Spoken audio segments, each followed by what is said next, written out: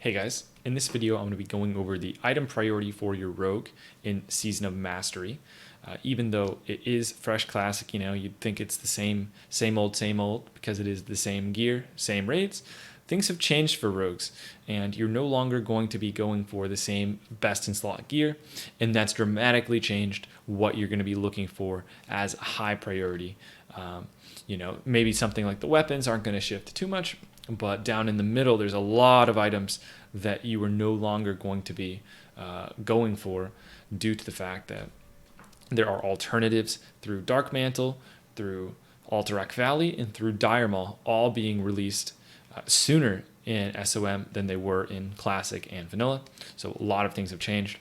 Make sure you check out the link in the description below to my best in slot gear video for SOM, just so that you know what items are going to be best for your character and what aren't. For example, you might be unsure of whether or not you should be going for Night Slayer, Shoulders, or Belt.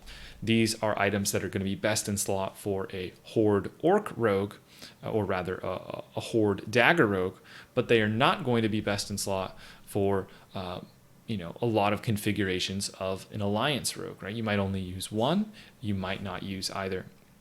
So make sure to check that out in the description below. With that, one last caveat here.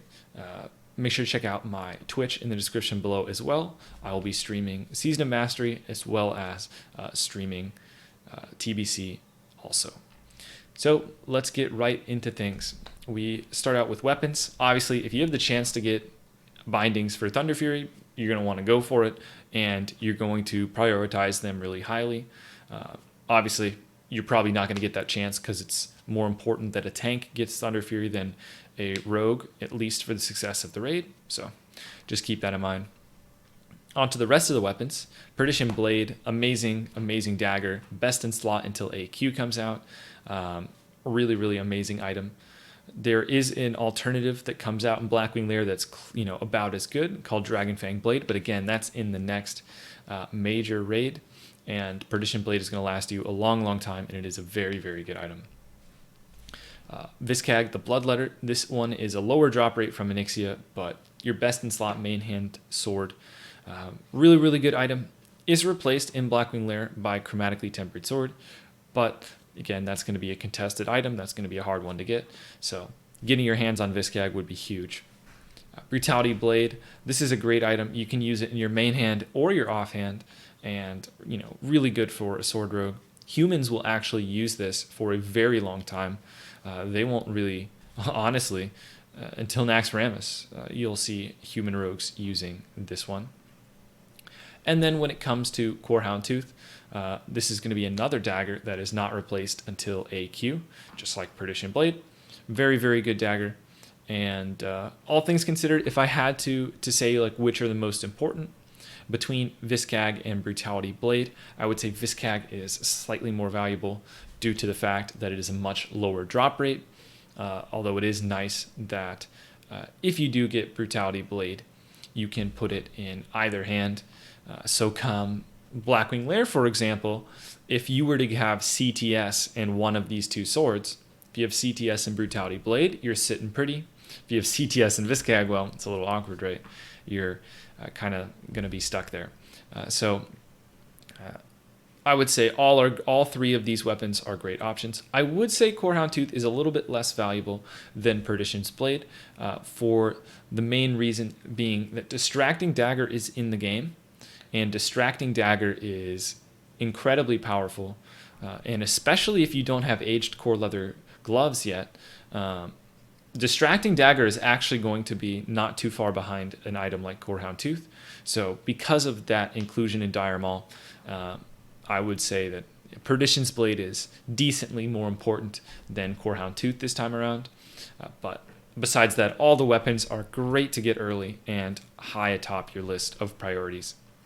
After that, you're going to be looking for items that are valuable for multiple phases, and also items that give you a big boost to damage. The aged core leather gloves do exactly that. Big increase to damage for a dagger rogue, and best in slot the entire game until you get Death Sting, which is a low drop rate dagger that's hard to get all the way in AQ, very far away. So aged core leather gloves, amazing. again, keep in mind only for dagger rogues here. They're the only sword rogues wouldn't have any interest in this item. Then you've got Band of Ikuria, another item that's pretty much just bis the entire game. You can replace this in Naxxramas potentially, but it's pretty difficult to do. You've got to get two really good rings there. So Band of Ikuria, an item that's going to last you the entire game, and decent upgrade early on as well. So definitely one to keep an eye out for. Bloodfang Pants, not going to be best in slot for quite as long as an item like Band of Ikuria, but a much larger immediate increase for your character. Bloodfang Pants are going to be best in slot, until AQ comes out. They are best in slot in Blackwing Lair as well. One thing to keep in mind, though, if you are someone that's a big PvPer and you end up getting rank 14, rank 12 would be these legs. But if on the way to rank 14, if you get the rank 12 pants, you would not be interested in Bloodfang Pants. And if you get the rank 10 2-set, you could potentially use the pants, and these would be a little bit less valuable, but still worth getting. If you're just rank 10, you'd still want these. So again, unless you're ranking to rank 12 and getting the General's Pants, you're going to want Bloodfang Pants. They're really good. The main reason why an item like Bloodfang Pants would be something you might not jump at right away is because Nightslayer Pants is an alternative that you can go to that is going to be almost as good. So you got a couple options there. Then we also have Striker's Mark. This is an item that you're realistically not going to be replacing till Naxxramas, and going to be something you're going to be using for a very long time. And you're going to upgrade over Satyr's Boat. Now, it's not the biggest upgrade ever, so no need to freak out too much over it, but it is definitely an upgrade, and it is something that is best in slot a very long time. So that's it for the multi-phase best in slot items. On to now items that are pretty decent but are not best in slot for very long. An item like Nightslayer Shoulders, Nightslayer Belt, Nightslayer Pants. Now, when it comes to Nightslayer Shoulder Pads, they are actually better in rating than Bloodfang Shoulders individually. So these are an item that potentially could last a little bit longer. However, with how Dark Mantle works, some setups aren't even going to use this item, so it is not necessarily even best in slot for your rogue. For some setups, even in phase 1, especially if you go for rank 10, the rank 10 shoulders are amazing, and you pretty much are never going to be using Nightslayer Shoulders if you go rank 10, with the caveat that some alliance setups can use it. The belt is another great option. Both the shoulders and the belt, you're going to be able to work into your sets in phase 1 in most cases. Again, check the BIS list below in the description. But yeah, both good options, but not a super high priority, not something that you need to be breaking the bank in terms of DKP for. These are items that are going to increase your character, but in a lot of cases, you can just run the Dark Mantle 6 set and hold off on even these items. Then we have an item like Nightslayer Pants. Again, a big upgrade for your character over pre-raid, a really nice item, but not even best in slot in the current phase. Worse than Bloodfang Pants, so just keep that in mind. In some sort of DKP guild, you might be able to get these really cheap, and Bloodfang Pants might be really hard to get, but all things equal, definitely don't take the Nightslayer over the Bloodfang for raid. Next up, we have the items that you're not really in a rush to get. So we got Bloodfang Hood, we got Nightslayer Cover. You're not really in a big rush to get these items when it comes to raiding. If you get your Dark Mantle, the helmet is one of the better pieces. So you're not really going to be fitting these into your raid set. An item like Gutgore Ripper is not very good anymore.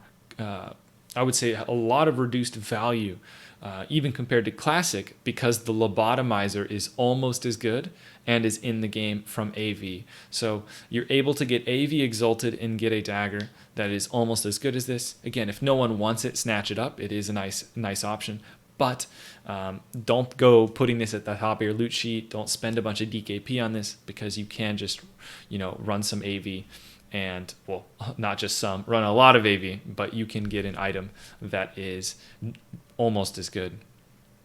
Next, we got the Nightslayer gloves, boots, wrists, same old, same old. I don't need to get into the nitty gritty. Dark Mantle gloves, boots, wrists are all going to be items that you're going to be using regularly. Specifically for a dagger rogue, you're going to be trying to use aged core leather gloves as well. So that's another knock against Night Slayer. So not items that you want to be too worried about. The Night Slayer chest piece. Now this one I want to specifically single out because it is individually just worse than the Dark Mantle item. So a lot of these items are better. Like for example, the gloves are better than Dark Mantle gloves individually. It's just the set bonuses are, outweigh using this item in most cases. But then we go to an item like the Night Slayer chest piece, which is unfortunately just worse than the Dark Mantle chest in terms of how much damage it's going to add to your character. So not an item that would be a high priority. Lastly, I'm going to mention a few items. That's it for many of the core items you're going to consider. I want to mention a few things when it comes to some of the items that are better for other classes. So you got Quick Strike Ring here. This is an item that is slightly better than the Alterac Valley Ring, Don Julio's ring. This item is not something I would recommend getting because it is so good for warrior and not nearly as valuable for you as a rogue. It'd be much better if all the Quick Strike rings went to warriors and all the Band of Icurias went to rogues. That would just be a much better way to balance out those items. You really wouldn't want to have Quick Strike rings going to rogues and warriors getting Band of Icurias. So I would let your warriors and potentially your hunters or enhance whatever ret, whoever wants it, I guess, but mainly warriors have this before any rogues. And Cloak of Shroud of Mist, likewise, this is going to be an item that's great for a hunter.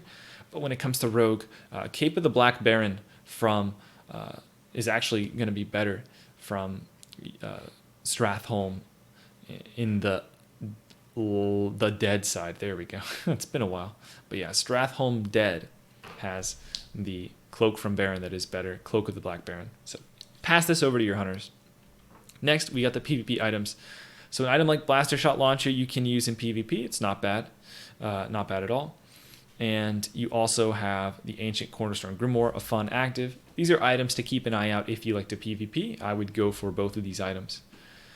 And then lastly, I did just want to mention a few items. These are kind of noob traps, if you will. These are items that are not particularly good. I wouldn't even say the Iskander's Collar is particularly good either. So don't worry too much about it. Now there's one item I didn't include in this list. I'll tack it in as well. It is the Onyxia head. As soon as you can get your hands on the Onyxia head, it is going to be a nice item. I would put it at the top of the solid items tier. It is not best in slot over the in phase 2 over the neck from Nefarian. So it's only going to last you one phase, but it is a nice upgrade. It's got some stamina, it's got some resistance. So the Onyxia's head, which gives you your best in slot necklace, is going to be something that I would consider a solid item, but I would not put it in the higher tiers of items to be on the lookout for. So that's pretty much it. The one last thing I do want to note is remember when I'm discussing these items, we're talking about rating. I want to be very clear that when it comes to rating, Dark Mantle is very powerful, and Dark Mantle is something that is going to let you focus on a few items to improve your character and potentially skip over a lot of items that you might not need. When it comes to PvP, Night Slayer is very, very good. The 5 set that increases your energy by 10 is amazing. It can last you the entire game. There are, even into phase... I remember, it was phase 6 in original classic. When Naxxramas was out, you had people running 5 set Night Slayer, 4 set Bone Scythe. So just keep in mind that Night Slayer is amazing in PvP. And this is mainly focused on rating. And if you are a PvPer, you definitely have a very different view on the gearing. So that's pretty much it, guys. Let me know what you think about how I've ordered these items here. Thanks for watching, and I'll see you guys in the next video.